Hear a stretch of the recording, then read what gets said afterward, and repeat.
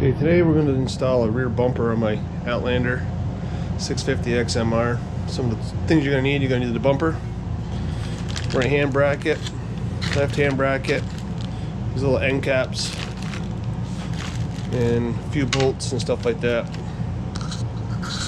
Okay, so we're going to start by pulling the rack off. A bolt here, or nut here, two nuts here and two on the other side, and that should pull your rack off.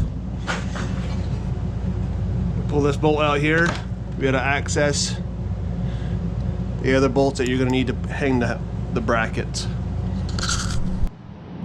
Okay, rear rack is off. Now we're going to work on getting these bolts out right in there, and then there's three more right there we're going to try to get out so we can put our brackets on. Alright, you'll have to remove this two bolts up here so you can gain access up in here to get this nut off.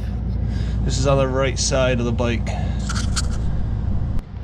Okay, so on both sides, this bolt and this bolt have nuts on the back side. This one up here is threaded in. There's no nut on it on both sides. Okay, now we're going to install these brackets. This is the right side. There is the part number. Left side, there is the part number. You're going to reuse the bolts that you took out from your machine.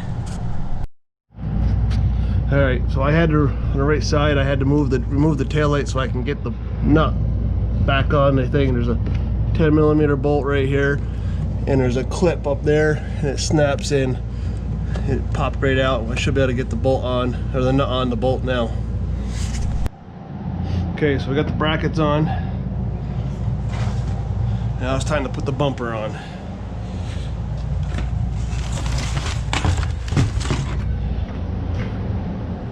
There's the part number.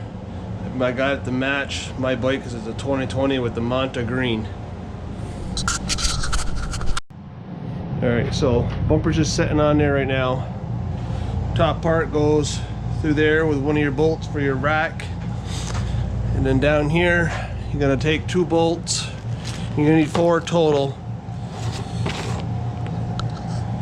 There's the part number, they're carriage bolts. And then you're going to need 6 of these flange nuts. That's the part number. And then you're going to need 2 of these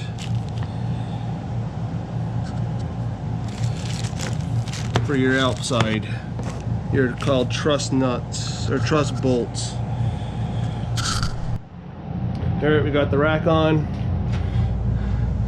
One of your carriage bolts goes there, another one there, and your 2 nuts. Same thing on this side.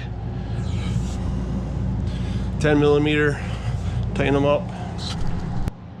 Alright, so next we're going to put on these end caps. There's a part number for the right side. Part number for the left side.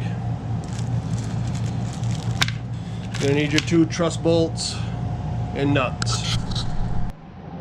And that's it. It's all done. Here's a list of all the part numbers. I don't know if you'll be able to see it. You need a 10mm wrench,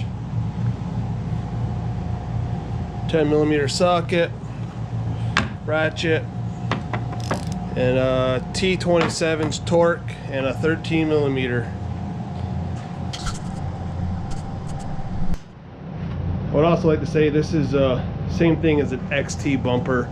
I went online, printed off the instructions for a rear XT. Didn't really use them. In here it says to remove your exhaust, but you know, we didn't remove the exhaust, and it's on.